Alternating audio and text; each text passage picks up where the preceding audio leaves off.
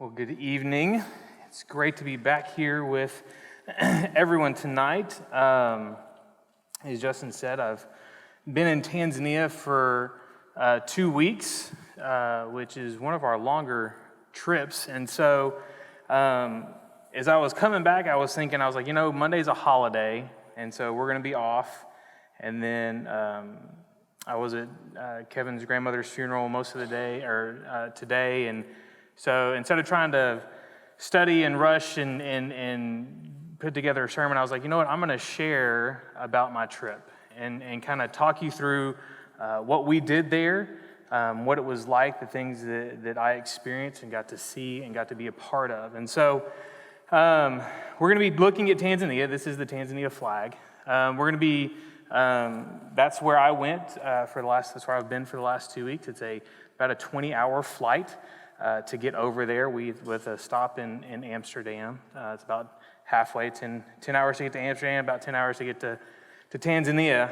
But before we get into that, most of y'all know that I do photography on the side, so I have to show you some cool pictures that I took just to start some things off. So that's why I have the big screen down so we can see the pictures nice. So this is on the plane on the way there.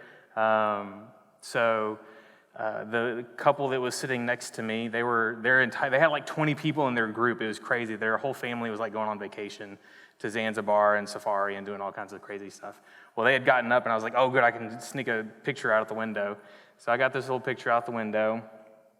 Got a couple of sunsets throughout the week. Opportune times and seeing God's creation. I love that a lot of the scriptures we read tonight had to do with His creation and seeing that and the beauty that's in that and the power and grace and everything that comes through that. This was actually a sunrise. This was the sun coming up in the morning from where we were staying and working. This is just a weird tree. It's called a Buma tree or something like that. The mythical name for it is the devil's tree because the myth is that the devil uprooted the tree and turned it upside down and stuck it back in the ground. So because like the tree looks like roots, right? So it looks like the tree was turned upside down. So it's kind of weird.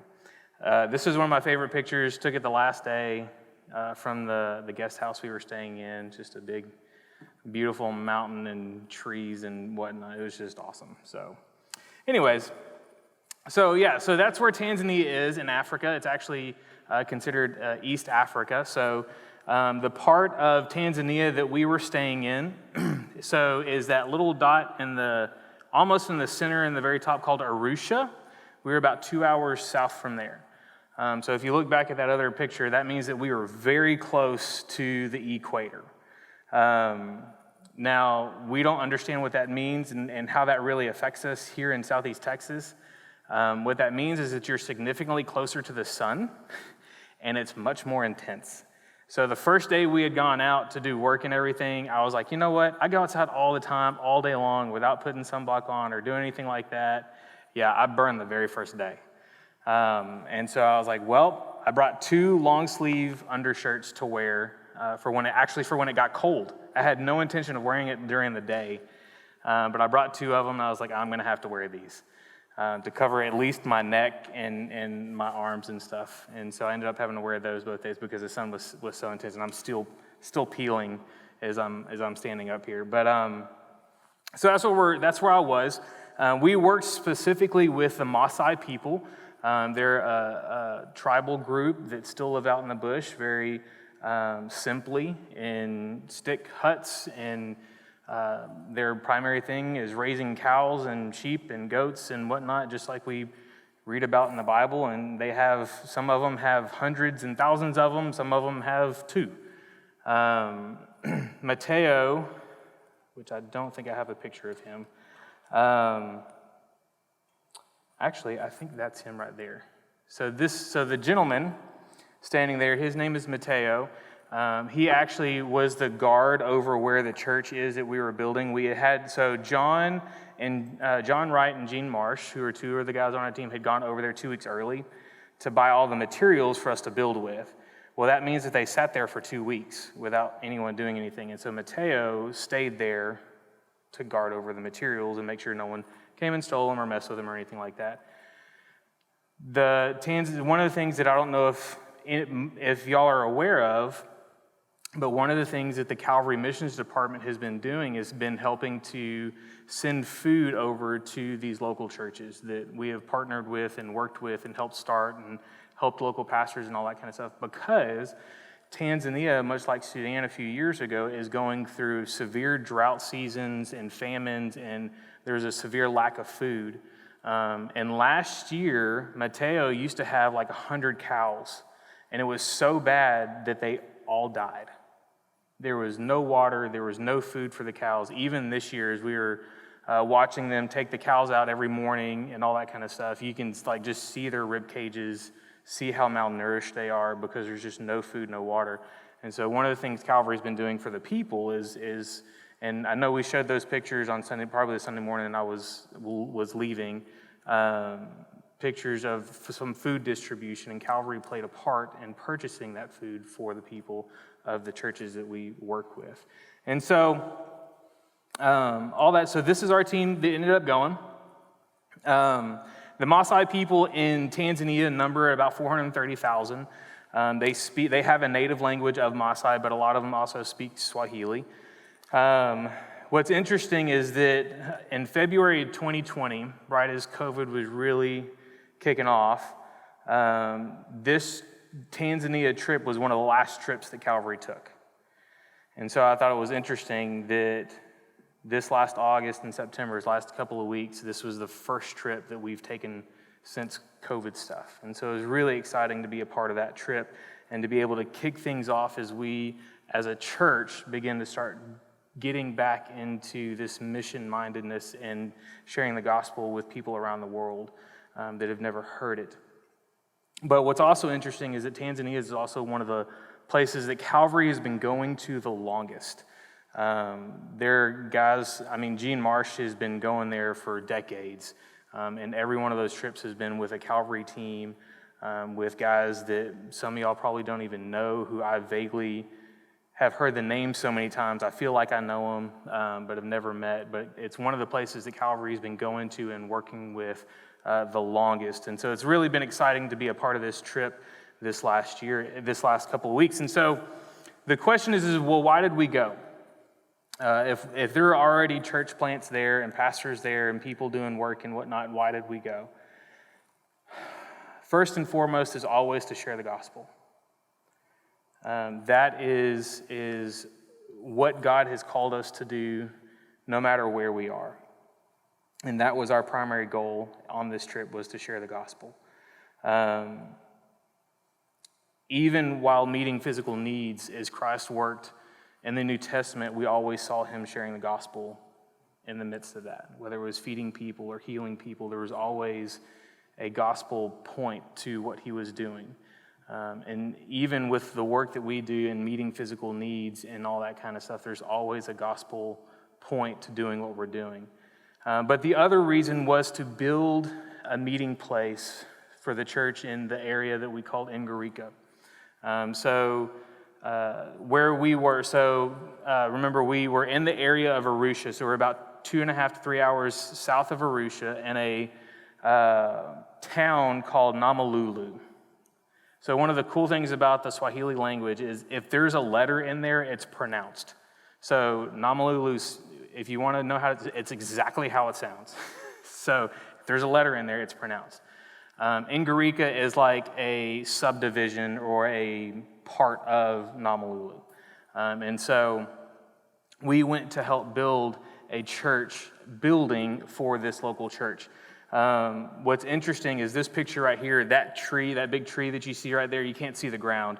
And that tree is actually rather large. That's where this church started. They started meeting underneath that tree in just a dirt field. When John and Madeline left, I think they managed to get them a tent for them to meet under, to just at least keep the sun off of them while they're trying to meet and have church. And so our goal going there was to help build them a building where they can get out of the cold, get out of the rain, get out of the sun, so that they can gather together as a church to worship and to pray together, and to study God's Word. The time of year that we were there, it was, during the day, it would be very hot, but again, that humidity thing was non-existent, so it didn't always feel that hot, but the sun made sure your skin knew it. So, it wasn't like we were walking around like drenched in sweat, but that's because it was evaporating so quickly. And so you had to make sure you were drinking water. But then in the evenings, we'd be sitting around for dinner, and about 6 o'clock, this cold wind would start blowing through, and the temperature would just nosedive. So by the time we went to bed, I was wearing like 2 blankets and a sleeping bag trying to stay warm. It would get so cold at night. One of the interesting things, so this is our camp. This is where we stayed. So we stayed in tents in the bush for 2 weeks. This was where we ate our meals. That truck is part of the Acts organization, who we get with to provide all this tent and equipment and cook for us and everything. This is all of our fruits and vegetables and whatnot that we ate for the entire week.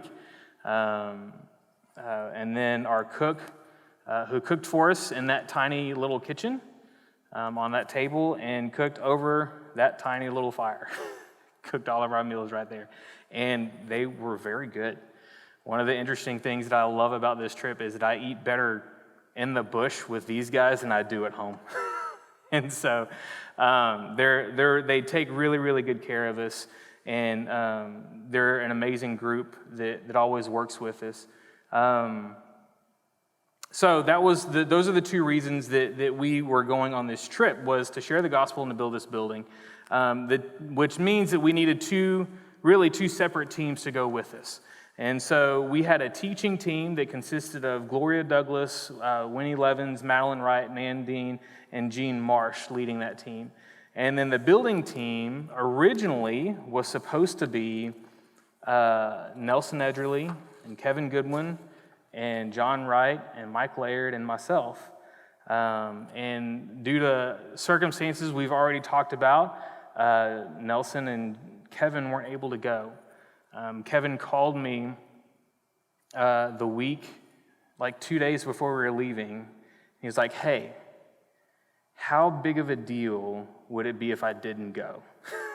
And I was like, "Well, my confidence would be cut in half." So I'm a very capable guy when it comes to building and making things and doing all that kind of stuff, as seen by all the stuff I do around here. This project, I had never done anything like this before, ever, not even with somebody. And so when he said that, I started thinking, that's all I had to work with, was that little sketch of what a rafter looks like and how many poles we had. And so I was like, well, I'm going to need a meeting to kind of see how this is going to play out, right? And so I meet with Nelson and Kevin, and we go over everything, and we had the model that we had here for a week or 2, and we worked all that out, and we go over there with a plan. And how many of you have been on mission trips? How many of those plans ever actually work out the way that you think they're going to work out? Usually, it's like 99.9% of the time, they never go the way that you think they're going to. And you always think that when those plans get disrupted, that everything's going to fall apart and nothing's going to work, and God's not going to be able to do what he needs to do. When it's actually quite the contrary. God's doing exactly what he needs to do by disrupting your plans, because your plans were getting in the way of what he was trying to do. And what's interesting is, so we lost some key people that we felt were key people before we even left for this trip. And so I found out during the trip that Mike even called Julia and was like, I don't know if I'm going to go on this trip. Because he's like, I don't know how to do anything. I don't know how to build anything. I'm not going to be useful at all. And so he was trying to back out. And God said, no, you're not backing out. And so Mike didn't back out, and he went. But it's just crazy to see how God provides. When we got, so the company acts that we hired to bring in tents and to do our cooking and to drive us around and do all that kind of stuff, we hired them to do just that. Drive us around, take us from Arusha to Angarica, to cook food for us and make sure camp is set up and taken care of, to act as night guards while we're staying there and that kind of stuff. That's what we hired them to do. What's amazing is the fact that Acts is a Christian organization. Two of the guys that were there, that were part of that team, saw what we were doing and said, we want to help with that. And so two guys by the name of Salim and Antonio jumped in, didn't take over, but joined in the work that we were doing. And it was amazing the way these guys worked with us and we worked with them, because it was like we had planned this from the beginning. It was nuts to see how well we were able to do everything that we needed to do. And what's great is that they're locals, right? They're from Tanzania. Both of these guys are from, no, Antonio's from Kenya. Salim is from Tanzania. He's from the Arusha area. But they know what's necessary when building over there. One of the things that I learned in taking on this project and doing this is that Americans tend to over-engineer things, right? But also we over-engineer things because we have building codes and we have hurricanes and we have floods and we have all of these things we have to try and anticipate, and we don't want to get sued, so we have to over-engineer it and make it 10 times what it normally should be or even needs to be and all these kinds of things. Well, these guys know their people, know their land, know what needs to be done. And so as we're getting ready to build, and I'm asking them questions, I'm talking to them, hey, what do you think about this? This is our plan. This is what we are planning to do. And what's funny is Gloria was the only person that had cell phone signals, so the ladies stayed in a different place than we did. They didn't stay in the tents with us. And so she had Wi-Fi where she was. And so she was able to communicate. Well, she communicated that we had scrapped the original plan. And so when I get home, I'm hearing that we had scrapped this original plan and went with the locals plan. I was like, whoa, that is not what we did at all. What we did is we actually just scaled back what we were doing. And what's crazy is I don't know if you can tell from this drawing, so the building has essentially 4 poles on every side. And Nelson's plan, when he gave me this, was to build 8 rafters. So those triangle things that are drawn there, those are rafters. His plan was for us to build 8 of those. And so I'm actually getting ahead of myself. Let me hold off on that. We're supposed to, that's fine. We can do this. This will work. We were supposed to build 8 of those. We ended up only building 4 of them. And so I'm sitting here questioning, that's a big difference. Like, I'm thinking we can get away with maybe only doing 7. And they're saying, no, we only need to do 4. And I'm like, I asked them like 1,000,000 times, are you sure 4 is going to be enough? And they're like, yeah, 4 is fine. That's more than enough. That's plenty. I'm like, are you sure? And they're like, yeah, that's fine. 4 is just enough. And I was like, all right. And so we built 4 of them. We got it up, finished everything out. And if you were here Sunday, Justin mentioned this. When we finished building everything and getting it all done, we had a piece of tin, probably about the size of this piece of paper left, is all that we had left. What's even more crazy than that is the fact that we only had 9 nails left. If we had tried to follow our plan instead of the guys that God had brought along with us and only building 4, we would have run out of materials. We wouldn't have had enough nails to finish doing what we needed to do. God brings people into our lives to help guide and direct sometimes. And sometimes it's not easy to listen to what they have to tell us and what they have to share with us. But God brings them along for a reason, and we need to listen. We listened, and it worked out exactly the way that God intended it to work out. If we had not listened and done what we wanted to do, so the first day we got there, this is what it looked like. Completely, so it's just the materials stacked there, poles stacked there, wood stacked there. They had sprayed the wood because termites are so you see that big hill next to that tree right there? Y'all see that? That's a termite mound. Like, I mean, it's literally like you can't put your arms around it. It's a active termite mound. So they had to come in and spray the wood because if they hadn't sprayed the wood and it sat there for 2 weeks, by the time we went to use it, it would have been gone. Like it would have been eaten by the termites. A crazy thing that towards the end of the week, I'm laying in my tent and I wake up to this fluttering sound that sounds like it's in my tent. And I'm like, what in the world? I was like, what is in my tent? And it's like 3 o'clock in the morning. So I turn my flashlight on and I'm trying to I can't see anything. And I'm like, okay, well, it must be outside my tent somewhere. Well, I get up at one point to try and go do something and I hear it again. And I'm like, is this under my tent? And so I take my water bottle and I hit the bottom of my tent and I hear this. I was like, oh my gosh.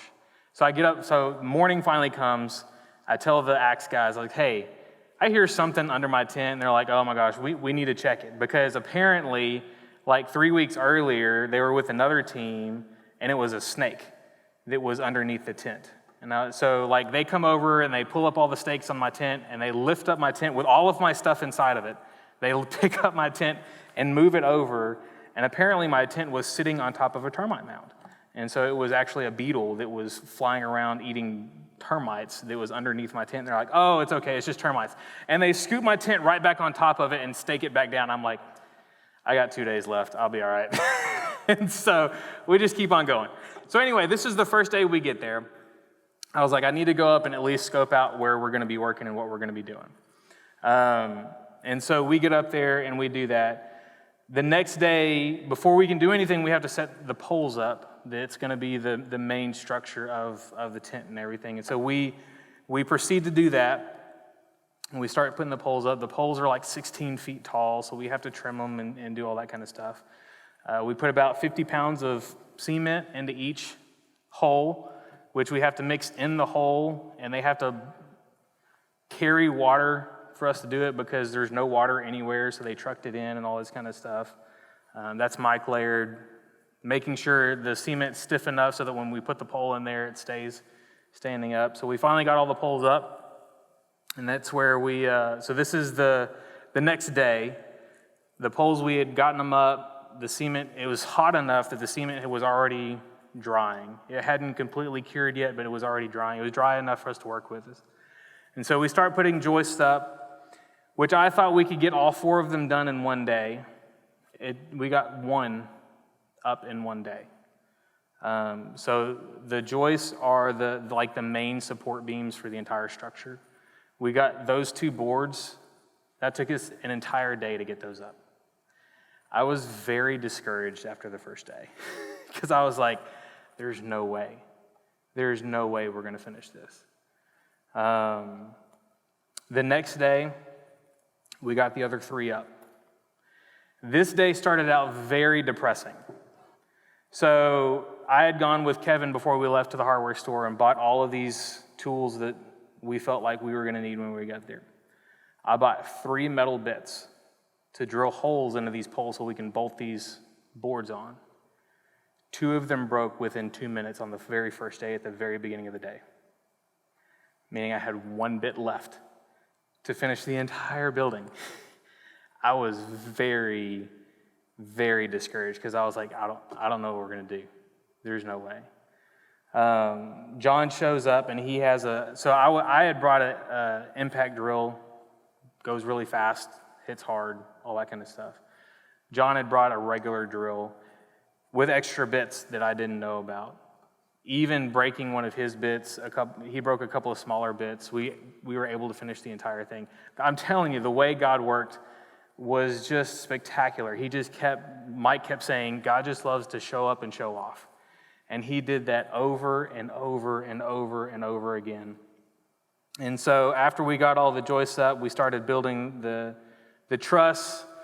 And so this is kind of funny. So John and Mike standing back there in the background, that's what they did the entire time, because me and these guys are just back and forth and measuring and doing this, and they're just like, yeah, there's nothing we can do right now. We're just going to let them do their thing, and if they ask for something, we'll get it.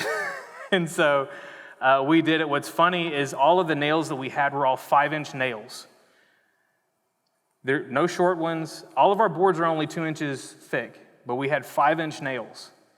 So all of those trusses are all nailed together at that point. We end up having to bust them apart and then bend the nails over and all that kind of stuff. It's crazy.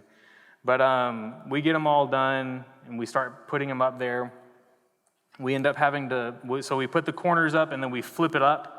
I don't know if you can see the rope that I tie to it, so we can pull it up over, and then we catch it with this board that has nails in it, and then we put some supports on it and all this kind of stuff. But we end up getting them all up. It's crazy and hectic, and I couldn't have done it without these guys that weren't supposed to be there. And again, God just shows up and shows off. And so after we got that done, church was the next day, and so we went to church, and I just love watching these ladies. So they sang for us. This is during the offering time. The older young lady there is directing that young children's choir, essentially. And I love this clip because she just starts getting into it. And she just starts dancing, and every one of those kids is singing. And they're just loving it. It was a fantastic time. We all spoke. Me, Mike, and John all spoke at church that morning. Got to share the gospel, got to share what it meant to be a church, and the fact that the building that we were building was not the church, that the people are the church. The fact that those that believe in Christ and walk with him are covered in his shadow and protected by him. I talked about Psalm 91, which is my favorite psalm. And so it was a glorious time. And so we went on that afternoon and put in some supports and stuff, and then the tin started going up, and after that it just went so quick. Again, we were concerned about who was going to have to get up on the roof to nail this tin in. And Salim and Antonio were up there before we could even say anything. And it was crazy. They just got up there, knew what they were doing, nailed it up there. After we got it up, it just started really coming together. And the next day, we got the siding on. Me and John were working on doors, so we got 2 doors put in. And by the end of Wednesday, that's the building that we had finished. What's interesting is it looks like the building is floating up off the ground. The ground is more unlevel than the wood that we worked with. The only part of that building that touches the ground is that corner, because that's the highest point of the building, and that's the corner that we said, this is going to be 8 feet tall.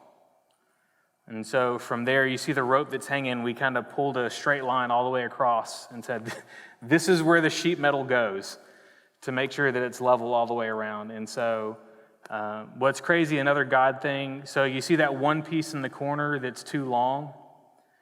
That was an extra piece of metal that they had put in our stack. If we didn't have that, there would have been a whole section that we wouldn't have been able to cover. But it was an extra piece. I don't know where it came from. What's more funny is it's a 13-foot piece, it's the ones that went on top of the building, and so it kind of hangs down below, but it's okay because that's about 2 feet off the ground, and so they're going to have to cover it up with rocks anyway. But the next day was just finishing touches. We built a pulpit for him to be able to preach from and hold his Bible and whatnot. And then we put the cross up on the church. And what's what's crazy, so this is the group. Half of that group is the left half is the church that we built the building for. You probably can't see him in that picture, but the pastor's standing in the middle of them. And then the other half are the guys that built it, is the team that went there to work with them and to build the church. What was really cool is we had finished that day. We were exhausted from the 2 weeks that we had been working, and we're sitting at camp. We're sitting at this table right here, and we look over, and we see that through the trees. And it was just like all the stuff that we had been through, all the sleepless night. The cot that I was sleeping on was only like this wide. So like my shoulders and legs and back and everything, like even my feet were hanging off, of course, because I'm 6'3" and cots are built for 5 people. And so, but even my shoulders are hanging off. And so even the uncomfortableness of that, of taking showers with entire hives of bees flying over us and dealing with all of those kinds of things and stomach issues, and it just didn't matter at that point. And seeing that, and then the next morning I had gotten up to go watch the sunrise, and I'm walking back, and I can even see it from a half mile down the road because it's built up on a hill where the people can see it. And so I went and I was like, I got to see the sunrise for the first time over this church that we had built. Matthew 5:16 and 17 says, "You're the light of the world. A city set on a hill cannot be hidden.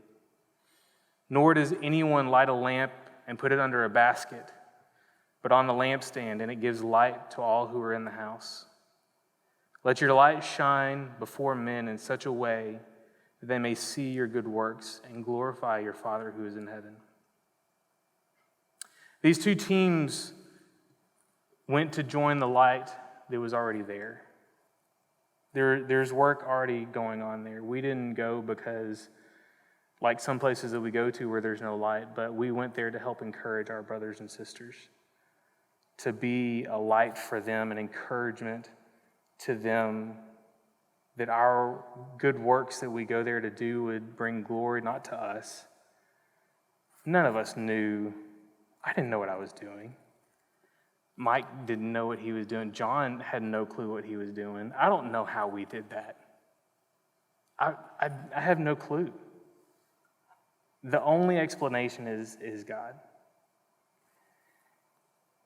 And so we helped them to put a light on a hill that will shine bright in their area, in their city, essentially.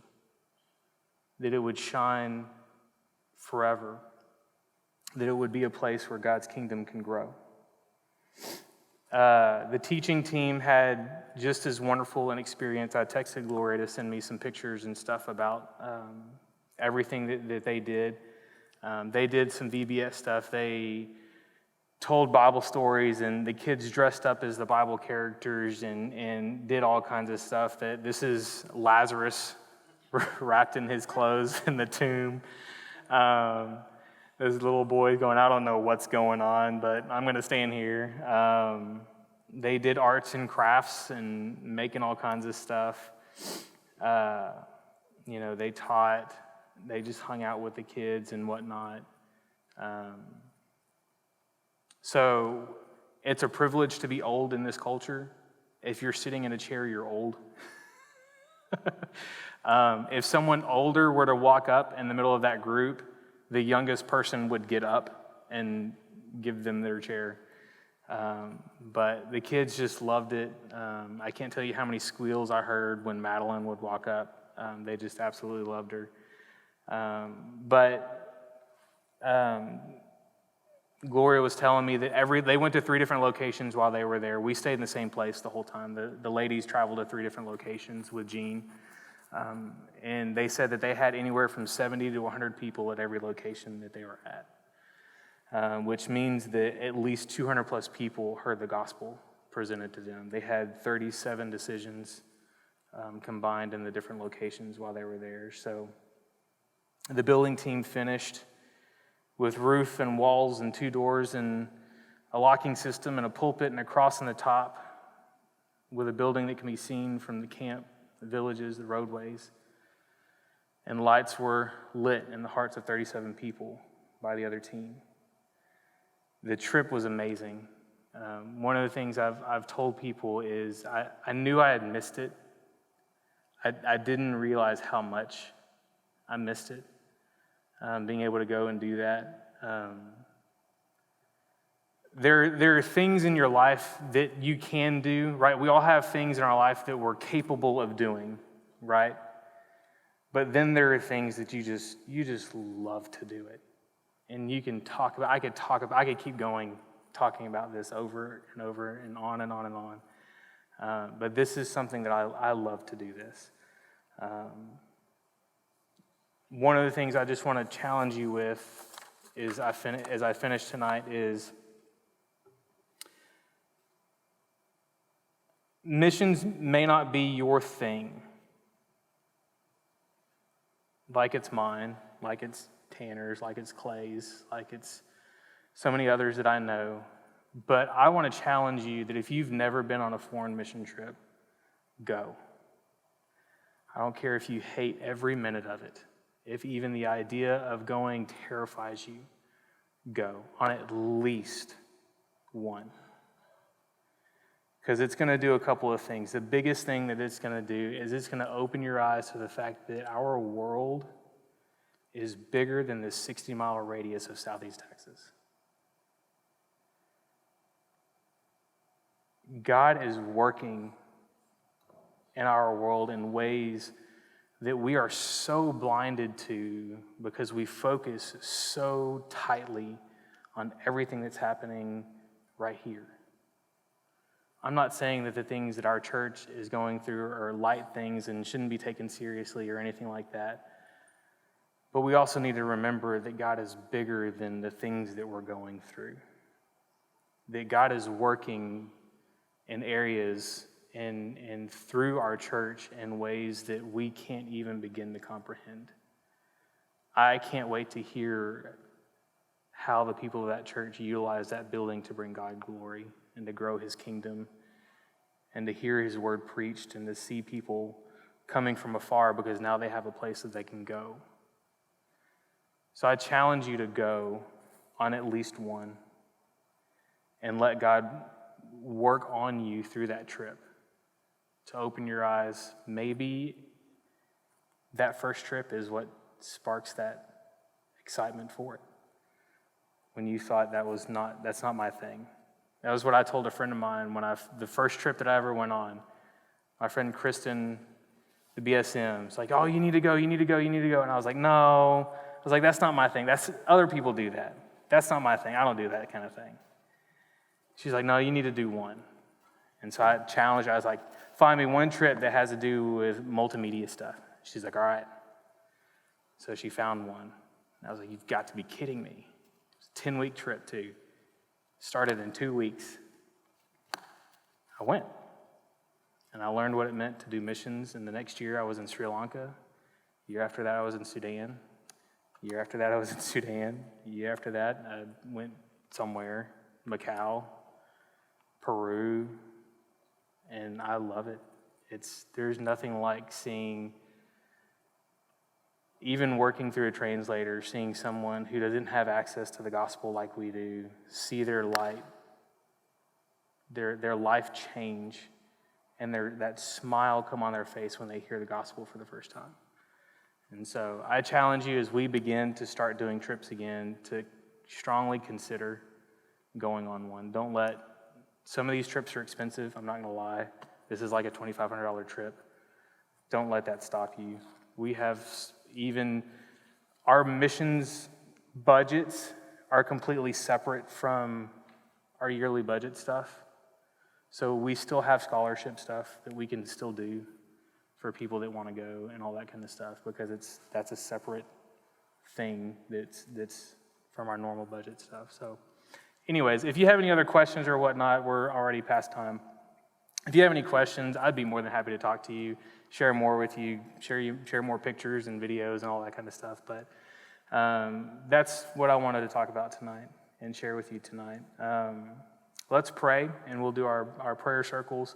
As you go into your circles, pray for this church and these young new believers that made decisions during our trip. So let's pray. Heavenly Father, just thank you for tonight. I thank you for the opportunity to be able to go and to do this good work. God, not to bring myself glory, not to bring Calvary glory, not to bring anybody else glory, but you, God.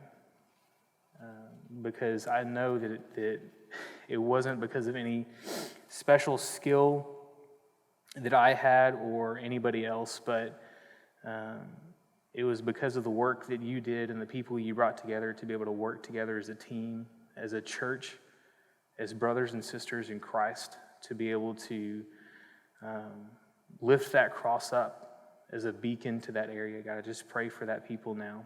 God, I pray for us as we work through the issues that we deal with here is Calvary Baptist Church. God, I just pray that